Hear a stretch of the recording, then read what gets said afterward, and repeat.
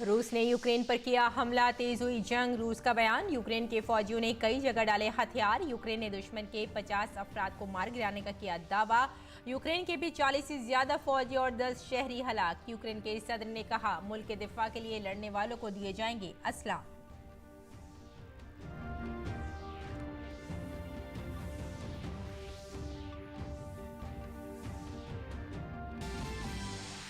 NATO समेत तमाम आलमी रहनुमाओं ने की रूस की मजम्मत। अक़वाम मुत्तहिदा सेक्रेटरी जनरल ने हंगामी इजलास के बाद कहा, यूक्रेन पर रूस का हमला उनके दौर का सबसे अफसोसनाक लम्हा। भारत के मुस्तकिल नुमाइंदे TS त्रिमूर्ति ने दोनों ममालिक के दरमियान कशीदगी फौरी तौर पर कम करने पर दिया जोर।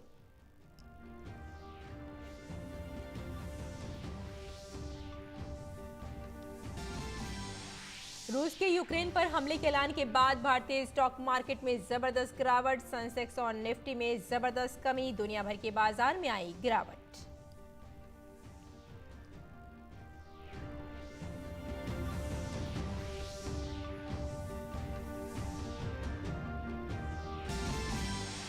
वज़ीर-ए-आज़म नरेंद्र मोदी ने स्मार्ट एग्रीकल्चर पर मुनक़िद वेबिनार से किया खिताब। कहा, किसानों को मंडी और जदीद टेक्नोलॉजी से जोड़ना है हुकूमत की अव्वलीन तरजीह। वेबिनार के 5 इजलास में स्मार्ट ज़राअत और कुदरती ज़राअत समेत तमाम मसाइल पर हुआ तबादला ख्याल।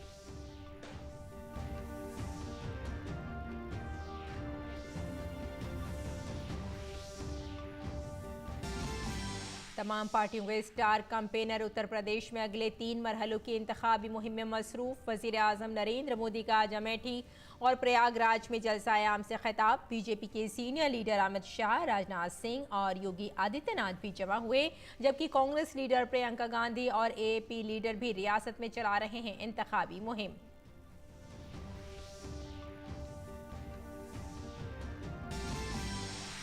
भारत और श्रीलंका के दरमियान 3 T20 मैचों की सीरीज का पहला मैच आज लखनऊ में वेस्टइंडीज के खिलाफ 3-0 की क्लीन स्वीप के बाद टीम इंडिया के हौसले बुलंद।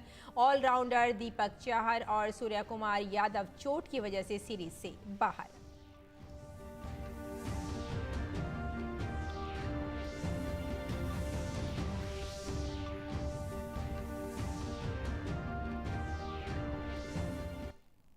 आदाब नाज़रीन, खबरनामे में आपका इस्तकबाल है। मैं हूं आपके साथ रेशमा फारूकी। आइए तफसील से खबरों पर नजर डालते हैं।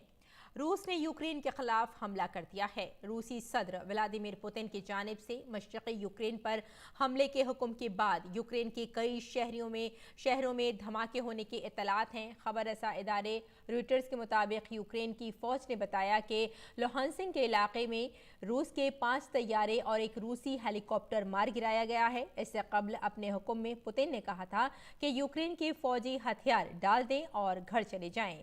इससे यूक्रेन का बहरान मजीद गहरा हो गया है। रूसी सदर व्लादिमीर पुतिन ने डोनबॉस के इलाके में खुसूसी फौजी ऑपरेशन का ऐलान किया है।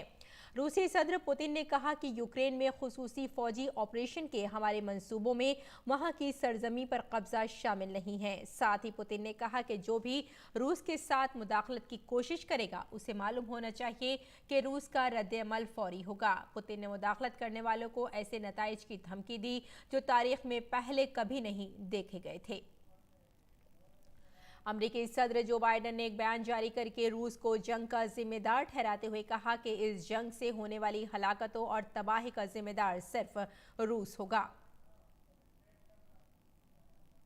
यूक्रेन के सदारती दफ्तर के मुताबिक रूसी हमले में 40 से जायद यूक्रेनी फौजी मारे गए हैं। रूसी हमले में 10 के करीब शहरी जख्मी हुए हैं। दूसरी जानिब यूक्रेन के सदर ने मुल्क के दिफा के लिए आगे आने वालों को हथियार देने की भी बात कही है। यूक्रेन के सदर व्लादिमीर ज़ेलेंस्की ने कहा कि उनका मुल्क रूस के सामने नहीं झुकेगा। सहाफ़ियों से बात करते हुए यूक्रेनी सदर ने कहा कि फ़ौज रूसी हमले का भरपूर जवाब देगी। यूक्रेन के सदर व्लादिमीर ज़ेलेंस्की ने इन इत्तलात की तस्दीक की है कि मुल्क को मिसाइल का निशाना बनाया गया है। उन्होंने कहा कि रूस ने यूक्रेन के इंफ्रास्ट्रक्चर और सरहदी मुहाफ़िज़ों पर मिसाइल से हमले किए हैं। यूक्रेन पर रूस के हमले के बाद पैदा हुए बहरान के पेश नज़र यूक्रेन की वजारत दिफा ने अपने शहरियों से मुल्क के दिफा में शामिल होने की अपील की है। यूक्रेन के वजीर दिफा का कहना था कि जो भी हथियार संभालने के लिए तैयार और काबिल हो वो फौज का हिस्सा बन सकता है। यूक्रेन की फौज ने एक बयान जारी किया है जिसमें कहा गया है कि रूसी फौज ने मुल्क के मशरक़ी हिस्से में अपने अड्डे पर बमबारी की है। बयान के मुताबिक रूस ने दारुल हुकूमत कैफ के करीब बोरसेवल हवाई अड्डे और दीगर हवाई अड्डों पर मिसाइली हमले किए हैं। फौजी बयान के मुताबिक यूक्रेन की फ़िज़ाइया को रूसी फ़िज़ाई हमलों का सामना है।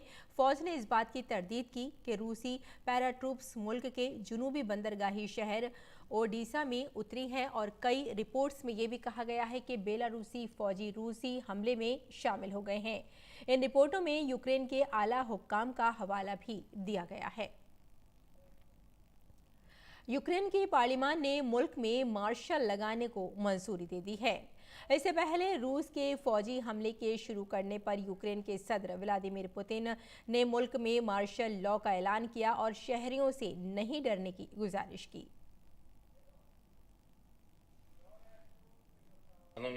Dear Ukrainian citizens, this morning President Putin announced a special military operation in Donbass. Russia carried out strikes on our military infrastructure and our border guard divisions. In many Ukrainian cities, explosions were heard. We have introduced martial law across all territories in our country. A minute ago, I had a phone call with President Biden. The United States of America has already started to gather international support. Today, calm is needed from each of you. If you can, please stay at home. We are working. The army is working. The whole security and defense sector is working. I will be in constant contact with you. So will the National Security and Defense Council of Ukraine and the Cabinet of Ministers of Ukraine too. I will talk to you soon. Don't panic. We are strong. We are ready for everything. We will win over anyone because we are Ukraine. Glory to Ukraine. Всіх переможемо, бо ми – це Україна. Слава! रूस और Ukraine के दरमियान जारी जंग के पेश नज़र रूसी सदर पुतिन ने अपने तुर्की के हममनसब उर्दगान से बात की है। दोनों रहनुमाओं ने ताज़ा तरीन सूरत हाल पर तबादला ख्याल किया। पुतिन ने यूक्रेन के 2 खित्तों को तस्लीम करने के अपने फैसले को यूक्रेन की हुकूमत के रवैये के पेश नज़र ज़रूरी करार दिया। उन्होंने अमेरिका और नेटो की जानिब से मुबैना तौर पर रूस के सिक्योरिटी खदशात को नज़रअंदाज करने पर भी मायूसी का इजहार किया। नेटो के सेक्रेटरी जनरल जेंस स्टोलनबर्ग ने यूक्रेन पर रूस के गैर जिम्मेदाराना हमले की शदीद मसम्मत की। स्टोलनबर्ग ने ट्वीट किया कि यह हमला लातादाद लोगों और मासूम शहरियों की जिंदगियों को खतरे में डाल देगा। साथ ही उन्होंने कहा कि रूस का ये इक़दाम बैनुल-अक़वामी कानून की संगीन खिलाफ वर्जी और यूरो अटलांटिक सलामती के लिए संगीन खतरा है। इसके अलावा स्टोलनबर्ग नेटो इत्तेहादी रूस के इस नए इक़दाम का जवाब देने के लिए एक मीटिंग करेंगे। अक़वाम मुत्तहिदा के सेक्रेटरी जनरल एंटोनियो गुटेरेस ने रूस से अपील की कि वो यूक्रेन से अपनी फ़ौजें निकाल लें। अक़वाम मुत्तहिदा के सेक्रेटरी जनरल ने रूस के सदर से अपनी अपील में कहा कि रूस का ये इक़दाम अक़वाम मुत्तहिदा के चार्टर की खुली खिलाफ वर्जी है। इस दौरान अमरीकी सदर जो बाइडन ने यूक्रेन के सदर व्लादिमीर ज़ेलेंस्की से फ़ोन पर बात की और रूसी हमले की सूरत में हर तरह की हिमायत का वादा किया। फ़ोन पर बातचीत के बाद जारी करदा एक बयान में बाइडन ने कहा कि यूक्रेन के सदर ज़ेलेंस्की ने मुझसे बात की। इस गुफ्तगू के दौरान बाइडन ने रूसी फ़ौजी दस्तों के इश्तियाल अंगेज़ और गैर मुनसिफाना हमले की भी मज़म्मत की। भारत में यूक्रेन के सफ़ीर डॉक्टर एगोर पोलिखा ने कहा कि यूक्रेन के खिलाफ ऐलान जंग ज़बरदस्ती जारहियत का मामला है। उन्होंने कहा कि यूक्रेन अपने खुद मुख्तारी का दिफा करेगा और ये जंग जीतेगा। We have confirmed information that a lot of Ukrainian aerodromes, military airports, military installations were attacked by bombs and missile attacks. Some attacks happened on the outskirts of the capital. Some attacks happened deeply inside the territory of Ukraine. We are getting the first information about casualties among our soldiers and among civilian population. Ukraine के सफ़ीर ने कहा कि उनके मुल्क की फ़ौज हमले का जवाब दे रही है। उन्होंने पीएम मोदी से अपना असर व रसूख इस्तेमाल करने की भी अपील की। Ukrainian side shot down 5 Russian fighter planes, 2 helicopters. We destroyed 2 tanks and several trucks. There are reports that Russian troops are crossing the border. अक़वाम मुत्तहिदा में भारत के मुस्तक़िल नुमाइंदे TS त्रिमूर्ति ने कहा कि भारत फौरी तौर पर कशीदगी में कमी का मुतालबा करता है। साथ ही भारत ने कहा कि तमाम फ़रीक़ैन की सलामती का भी पूरा ख्याल रखा जाएगा। We call for immediate de-escalation and for refraining from any further action that could contribute to a worsening of the situation. I would like to underline that the legitimate security interests of all parties should be fully taken into account. We believe that the solution lies in sustained diplomatic dialogue between the concerned parties. In the meantime, we strongly emphasize the vital need for all sides to maintain international peace and security by exercising the utmost restraint. अक़वाम मुत्तहिदा में अमरीका की सफ़ीर Linda greenfield ने रूस से अपनी फ़ौज को वापस बुलाने को कहा है। All parties are not culpable here. There's no middle ground. Calling for both sides to de-escalate only gives Russia a pass. Russia is the aggressor here. Russia's attack on Ukraine is tantamount to an attack on the UN and every member state in the chamber tonight. The Security Council is charged with adjudicating threats to peace and security. Russia is bypassing it entirely and taking matters into its own hands. And that undermines the institution. It undermines everyone who participates in it. अक़वाम मुत्तहिदा में बरतानिया की सफ़ीर Barbara Woodward ने कहा कि बरतानिया Ukraine की खुद मुख्तारी से कोई समझौता नहीं करेगा। The world is calling for peace, but Russia is not listening. The UK will not compromise. We will not compromise our commitment to Ukraine's sovereignty and territorial integrity. Our support for peace, prosperity, and the democratic freedom of the people of Ukraine. We will not compromise our commitment to the purpose and principles of the UN Charter. Russia's actions are an assault on the Charter. And we will not compromise our commitment to a search for peace. और रूस और Ukraine के दरमियान कशीदगी के दरमियान रूस ने शहरी हवाबाजी का नोटिस जारी किया है, जिसमें खबरदार किया गया है कि रूस अपनी सरहद के साथ मशरक़ी यूक्रेन में तमाम फ़िज़ाई हदूद बंद कर रहा है। ओपन सोर्स इंटेलिजेंस मॉनिटर का कहना है कि रूस ने अभी तक इस नोटिस टू एयरमैन नोटेम पर वक्त की हद या फिर मियाद ख़त्म होने की तारीख वाज़ेह नहीं की है। मॉनिटरिंग ग्रुप का कहना है कि एयरलाइंस को यूक्रेन के तनाज़े वाले इलाके पर परवाज़ें बंद कर देनी चाहिए, क्योंकि मौजूदा सूरत हाल से इस बात का खदशा बढ़ गया है कि उन्हें गलती से मार गिराया जाए या फिर हवाई ट्रैफिक कंट्रोल पर साइबर हमलों का खतरा बढ़ जाएगा। इस दौरान एयर इंडिया की यूक्रेन जाने वाली खुसूसी परवाज़ को भी दरमियानी रास्ते से वापस लौटना पड़ा। रूसी हमले का सामना करने वाली यूक्रेन ने अपनी फ़िज़ाई हदूद बंद करने का ऐलान किया है। इस दौरान भारतीयों को वतन वापस लाने के लिए कैफ गए एयर इंडिया के तैयारे को दरमियान में ही वापस आना पड़ा। हुक्काम के मुताबिक जैसे ही यूक्रेनी हुक्काम ने शहरी तैयारों की कार्रवाइयों के लिए मुल्की फ़िज़ाई हदूद बंद की, एयर इंडिया और मरकज़ी हुकूमत ने इस पर गौर शुरू कर दिया, जिसके बाद ये फ़ैसला किया गया।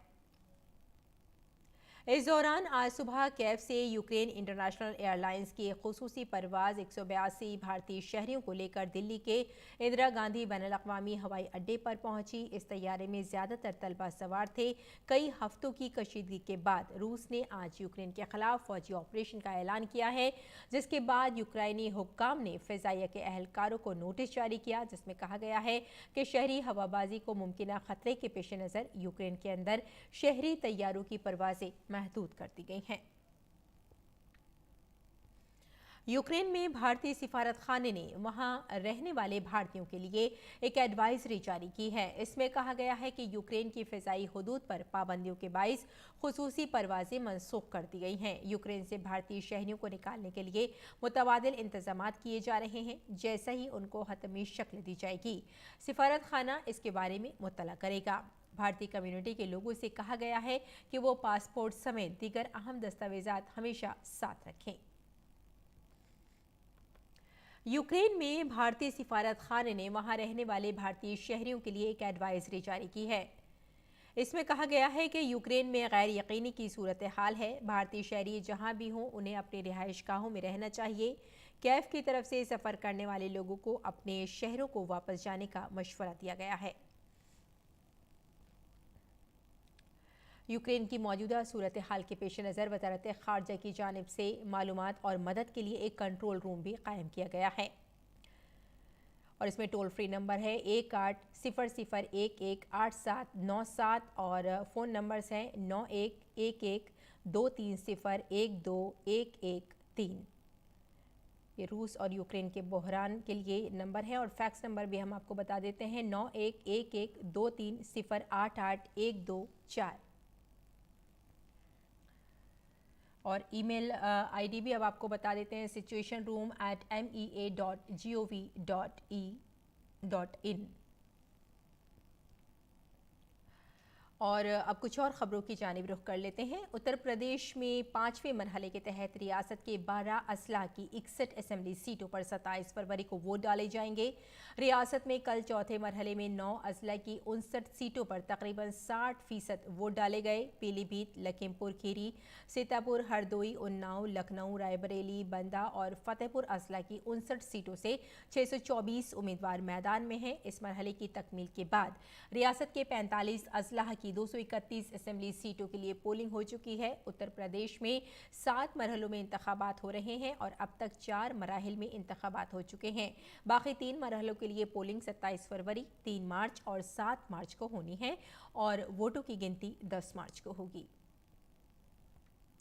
मणिपुर में पहले मरहले की पोलिंग में चंद दिन बाकी हैं। रियासत में इंतखाबी मुहिम तेज हो गई है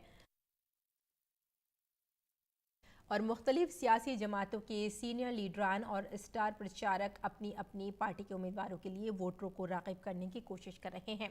ख्याल है कि मणिपुर में 60 असम्बली सीटों के लिए 2 मरहलों में वोटिंग होगी। पहले मरहले की पोलिंग 28 फरवरी को होगी, जबकि दूसरे मरहले की पोलिंग 5 मार्च को होगी। इलेक्शन कमीशन ने मणिपुर में पोलिंग के लिए सख्त हिफाजती इंतजाम किए हैं। और वज़ीर-ए-आज़म नरेंद्र मोदी ने आज उत्तर प्रदेश के प्रयागराज में जलसा-ए-आम से खिताब किया। कोरोना वैक्सीन पर अपोजिशन की सियासत पर उन्होंने कहा कि जो लोग अपने मफाद के लिए गरीब आवाम के जज्बात से खेलते हैं, वो अपने सियासी फ़ायदे के लिए उनकी जानें भी इस्तेमाल कर सकते हैं। क्या ऐसे लोग रियासत और मुल्क की तरक्की कर सकते हैं? जिन्होंने वैक्सीन को लेकर अफवाहें फैलाई, लोगों को गलत रास्ते पर ले जाने की कोशिश की, जो लोग अपने राजनीतिक स्वार्थ के लिए निर्दोष नागरिकों को गुमराह करे, क्या ऐसे नेता यूपी को चलेगा क्या? ऐसा नेता चलेगा क्या? बदली विश्व व्यवस्था में भारत का मजबूत होना कितना जरूरी है और मजबूत भारत सशक्त उत्तर प्रदेश के बिना संभव ही नहीं है। इससे कबल वज़ीर-ए-आज़म नरेंद्र मोदी ने उत्तर प्रदेश के अमेठी के गौरीगंज में एक जलसा-ए-आम से खिताब किया। अपने खिताब में वज़ीर-ए-आज़म ने कहा कि उत्तर प्रदेश में 4 मरहलों की पोलिंग में लोगों ने बीजेपी के हक में वोट डाले हैं। उन्होंने अपोजिशन को घेरते हुए कहा कि कुनबा परवरी की सोच रखने वालों के मंसूबों पर पानी फिर गया है। आज दशकों बाद यूपी में ऐसा चुनाव हो रहा है जब कोई सरकार अपने किए विकास कार्यों के आधार पर गरीबों के हित में किए गए कार्यों के आधार पर आज आपसे वोट मांग रहा है। वर्षों बाद ऐसा हुआ है जब यूपी की सरकार सुधरी हुई कानून व्यवस्था पर वोट मांग रहा है। वर्षों के बाद ऐसा हुआ है जब यूपी में दंगे रुके हैं, अपराधियों की हिम्मत पस्त हुई है। उत्तर प्रदेश में नज़्म नस्ख की सूरत हाल और तरक्की का जिक्र करते हुए वज़ीर आज़म ने कहा कि कई दहाइयों के बाद उत्तर प्रदेश में ऐसे इंतखाबात हो रहे हैं जहां मौजूदा हुकूमत अपने काम की बुनियाद पर वोट मांग रही है। आज दशकों बाद यूपी में ऐसा चुनाव हो रहा है जब कोई सरकार अपने किए विकास कार्यों के आधार पर गरीबों के हित में किए गए कार्यों के आधार पर आज आपसे वोट मांग रहा है। वर्षों बाद ऐसा हुआ है जब यूपी की सरकार सुधरी हुई कानून व्यवस्था पर वोट मांग रहा है। वर्षों के बाद ऐसा हुआ है जब यूपी में दंगे रुके हैं, अपराधियों की हिम्मत पस्त हुई है। और वज़ीर आज़म नरेंद्र मोदी ने आज स्मार्ट एग्रीकल्चर पर मुनक़िद वेबिनार से खिताब किया। अपने खिताब में वज़ीर आज़म ने किसानों को जदीद टेक्नोलॉजी के ज़रिए मंडी से जोड़ने को हुकूमत की अव्वलीन तरजीह करार दिया। वेबिनार बुनियादी तौर पर 5 सेशंस पर मुश्तमिल हैं, जिनमें स्मार्ट ज़राअत और कुदरती ज़राअत समेत तमाम मसाइल पर बातचीत। पीएम मोदी ने कहा कि बजट में ज़राअत को जदीद और स्मार्ट बनाने के लिए 7 अहम तरीक़े तजवीज़ किए गए हैं। पहला तरीक़ा गंगा के दोनों किनारों पर 5 किलोमीटर के दायरे में इस स्कीम के तहत कुदरती ज़राअत को मिशन मोड पर बनाना मकसद है, जबकि दूसरे में ज़राअत और बागबानी में जदीद टेक्नोलॉजी किसानों को दस्तयाब कराई जाएगी। इस बजट में कृषि को आधुनिक और स्मार्ट बनाने के लिए मुख्य रूप से 7 रास्ते सुझाए गए हैं। पहला, गंगा के दोनों किनारों पर 5 किलोमीटर के दायरे में नेचुरल फार्मिंग को मिशन मोड पर कराने का लक्ष्य है। उसमें हर्बल मेडिसिन पर भी बल दिया जा रहा है, फल फूल पर भी बल दिया जा रहा है। दूसरा, एग्रीकल्चर और हॉर्टिकल्चर में आधुनिक टेक्नोलॉजी किसानों को उपलब्ध कराई जाएगी। इस मौके पर वज़ीर आज़म नरेंद्र मोदी ने कहा कि भारत का कोऑपरेटिव सेक्टर इंतहाई मुतहरिक है। शुगर मिलें हों, खाद के कारखाने हों, डेयरी हों, कर्ज के इंतजामात हों, अनाज की खरीदारी हो, कोऑपरेटिव सेक्टर की शराकतदारी बहुत ज़्यादा है। हमारी हुकूमत ने इससे मुताल्लिक़ एक नई वजारत भी तश्कील दी है। भारत का कोऑपरेटिव सेक्टर काफी पुराना है, वाइब्रेंट है। चाहे वो चीनी मिलें हो, खाद कारखाने हो, डेयरी हो, ऋण की व्यवस्था हो, अनाज की खरीद हो, कोऑपरेटिव सेक्टर की भागीदारी बहुत बड़ी है। हमारी सरकार ने इससे जुड़ा नया मंत्रालय भी बनाया है और उसका मूल कारण किसानों की ज्यादा से ज्यादा मदद करने का है। वज़ीर आज़म मोदी ने कहा कि मरकजी हुकूमत का सॉइल हेल्थ कार्ड पर हुकूमत खुसूसी तवज्जो मरकूज कर रही है।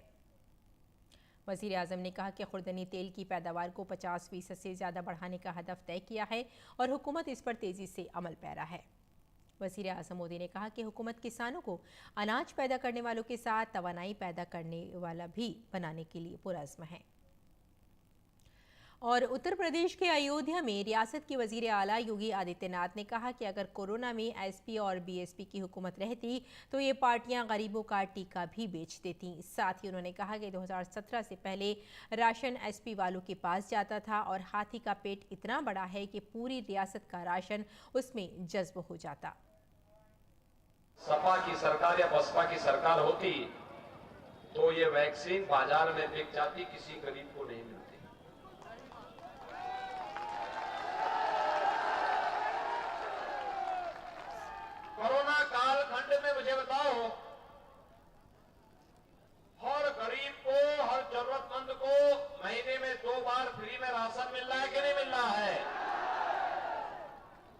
2017 के पहले राशन कहां चला जाता था। और खेल की खबरों में भारत और श्रीलंका के दरमियान 3 T20 मैचों की सीरीज का पहला मैच आज लखनऊ में खेला जाएगा। वेस्टइंडीज को T20 सीरीज में 3-0 से शिकस्त देने के बाद भारतीय टीम श्रीलंका के चैलेंज के लिए तैयार है। लखनऊ में खेले जाने वाले इस मैच के बाद सीरीज के बकिया 2 मैच 26 और 27 फरवरी को धर्मशाला में खेले जाएंगे। भारत और न्यूजीलैंड की खवातीन क्रिकेट टीमों के दरमियान 5 मैचों की एक रोजा सीरीज के 5वें और आखिरी मैच में भारतीय टीम ने न्यूजीलैंड को 6 विकेट से शिकस्त दे दी है। टॉस जीतकर बैटिंग का फैसला करते हुए न्यूजीलैंड ने 9 विकेट पर 251 रन बनाए। भारत ने 252 रन का हदफ 46 ओवर में 4 विकेट के नुकसान पर हासिल किया। इस सीरीज में भारतीय टीम की ये पहली जीत है। न्यूजीलैंड की टीम इससे कबल खेले गए 4 मैच जीतकर ये सीरीज पहले ही अपने नाम कर चुकी थी। स्मृति मंधाना और हरमनप्रीत कौर भारत के लिए फॉर्म में वापस आ गई हैं और इन दोनों ने इस मैच में निस्फ सेंचुरियां बनाई। मंधाना ने 84 गेंदों में 71 रन बनाए, जबकि हरमनप्रीत कौर ने 66 गेंदों पर 63 रन की शानदार इनिंग्स खेली। तो नाज़रीन, खबरनामे में फिलहाल इतना ही। इजाजत दें। आदाब।